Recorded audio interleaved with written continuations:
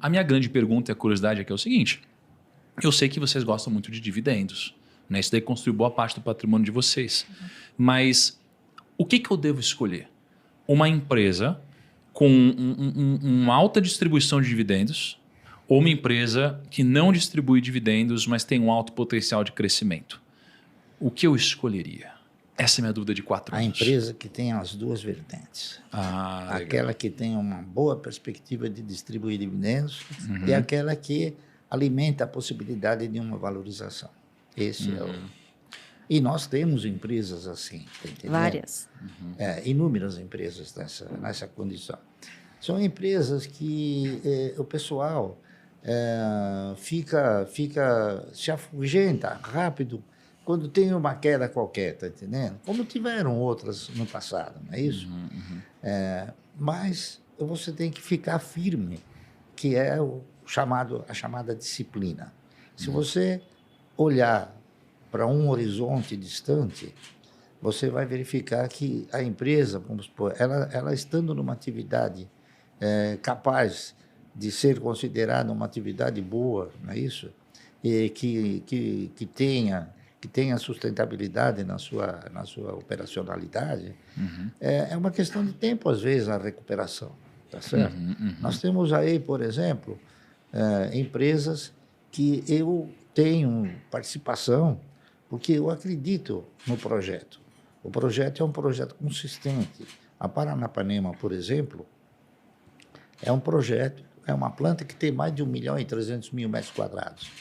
E é uma atividade que, além de ser uma atividade perene, é uma atividade que vislumbra um futuro promissor, com a questão do carro elétrico. Então, vai existir uma possibilidade de se consumir mais cobre, está entendendo?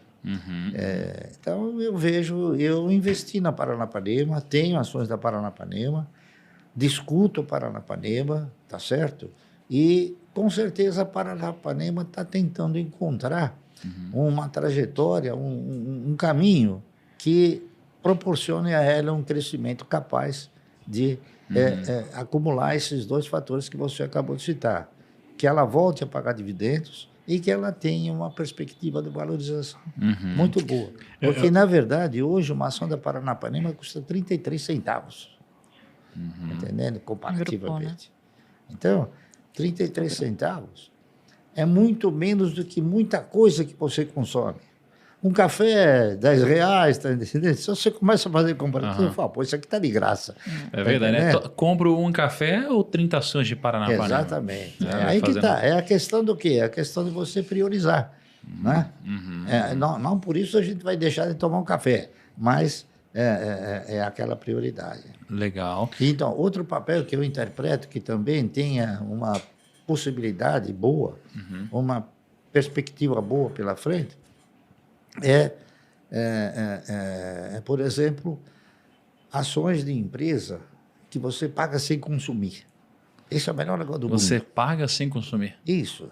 Por exemplo, o seguro. Você faz um seguro e reza para que não tenha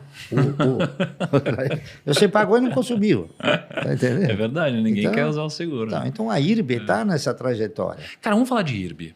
Qual é o case de IRB? Por que você acha... Porque essa é uma ação que polemizou para todos os lados. A internet fala dela todo dia. Hoje você acha que é uma boa apostar no projeto de IRB? E quais são os pontos que você acha que fazem isso de se tornar um investimento favorável, por exemplo? Bom, eu interpreto o seguinte. A IRB é uma empresa que tem dois grandes acionistas. Os dois maiores acionistas da IRB são dois bancos. E não é o Warren Buffett, não? Não, não é. Não, porque... Fake news. Alguém já insinuou que talvez ele fosse participar de uma estrutura melhor em termos de seguros. Mas são o Bradesco, tá certo? E o Itaú. Eu costumo dizer o seguinte, eu interpretei que tanto o Bradesco como o Itaú, eles foram responsáveis por indicar aquele gestor que fez e que promoveu, né, uma administração fraudulenta. Está correto? Hoje é voz corrente disso. E o próprio administrador está sendo processado nos Estados Unidos em virtude de ter relatado e oferecido informações não válidas, tá certo? Informações. Então, o que aconteceu? Esse administrador, ele teve a oportunidade de apresentar lucros inexistentes, lucros que não haviam, que não existiam. Então, o que aconteceu? Esses lucros inexistentes tiveram um benfeitor ou dois benfeitores maiores. Eles foram através de dividendos, é isso? Lucros inexistentes, dividendos indevidos. Foram destinados a quem? Foram destinados ao Bradesco e ao Itaú. Então, a responsabilidade de fazer ressurgir essa empresa está na mão deles, tá? Não está na mão dos acionistas. Não foram os acionistas que promoveram a administração fraudulenta. Então, o que aconteceu? E isso gerou o quê? Gerou uma preocupação muito grande, acredito eu, para esses próprios acionistas, e eles acabaram buscando o quê? Buscando fazer com que a empresa tivesse uma auditoria profunda, não é isso? E que pudesse reapresentar os balanços dentro daqueles critérios normais. Isso foi feito. Teve um economista que fez uma auditoria geral, profunda, não é isso? Republicou todos os balanços e chegou na conclusão que a empresa reunia condições de ressurgir, tá certo? Então, enquanto isso, a grande maioria das casas de análise, né, que nem todas são casas de análise, algumas são casas de apostas. Está correto? Então, essas casas de análise houveram por bem locar uma quantidade grande de ações, sabendo que aquela empresa não ia gerar um lucro, está entendendo? Que foram, através das locações, foram pressionando o papel de forma tal que ele chegou a um preço aí de 2,02, 2,03. É isso. Só que nós tivemos a oportunidade de estar presente numa reunião onde ficou claro, né, que a empresa havia chegado num ponto ruim e que agora havia sido colocada novamente numa posição de continuar a se recuperar, e continuar a dar resultado. Só que ficou claro também que a empresa precisaria o quê? Precisaria uma capitalização para poder fazer com que houvesse novos contratos, está entendendo? Então, eu acredito, como acreditei na Unipar, eu acredito que ela possa, dentro de algum tempo, porque isso desde 2020. Então, está muito pequeno ainda o tempo, né? Então, eu acredito que ela vai assumir uma recuperação boa. Ô, Luiz, você está no conselho da IRB também, não está? Comitê. Acabei de ser eleito no comitê de auditoria. Explica isso para a gente. O que é um movimento como esse? Vamos lá. A gente tentou no início do ano, em assembleia, né? Unir os acionistas, a gente fez um PPP, que é basicamente você disponibilizar os advogados, né, para que via procuração, seja você votando sim, abster-se ou não, para que você tenha acesso à assembleia, né, a exercer o seu direito de voto como acionista. Poucas pessoas fazem isso justamente por ser... primeiro, ninguém quer ir na reunião de condomínio, né? É um negócio muito chato. Horrível. Mas eles sempre se resolvem lá.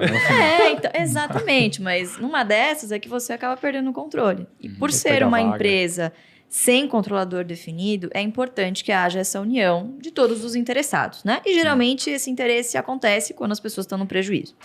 Então, reunimos essas condições, né? Juntamos 100 milhões de ações, né? Ele tem 20 milhões, ou seja, 80 milhões vieram. 30 milhões. Agora, mas na época 20. 20 né? 20 e pouco.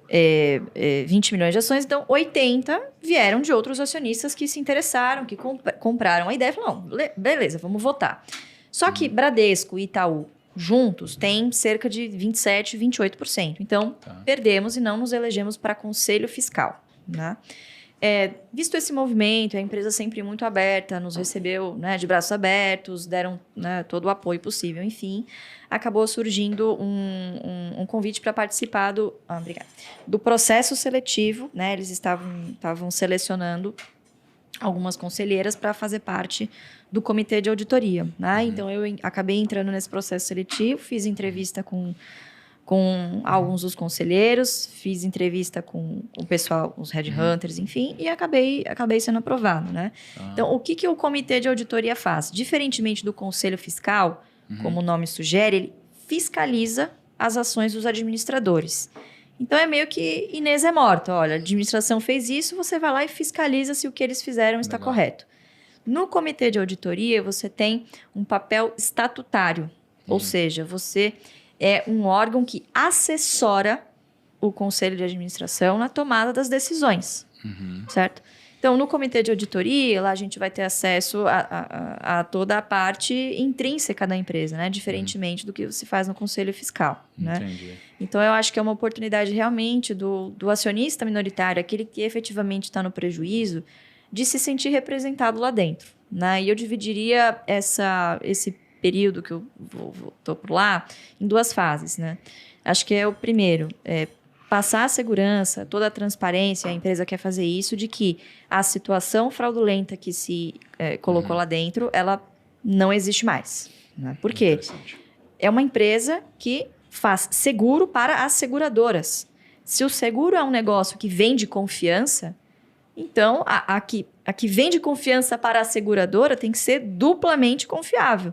E o que há ali no IRB é uma crise de credibilidade, e com razão, né? Eles não foram transparentes, balanço fraudulento, como eu disse. A segunda fase é, passado esse período de descrença do mercado, a empresa precisa começar a mostrar resultado, né? E está correndo atrás, inclusive a informação pública saiu no primeiro trimestre, que está buscando formas de se capitalizar novamente. Então, o mercado ele trabalha com expectativas. Atualmente, a gente não sabe quanto vale o IRB, porque nunca viu essa empresa rodando num nível normalizado, vamos dizer assim, né? O problema é, quando o mercado souber, muito provavelmente o preço será outro.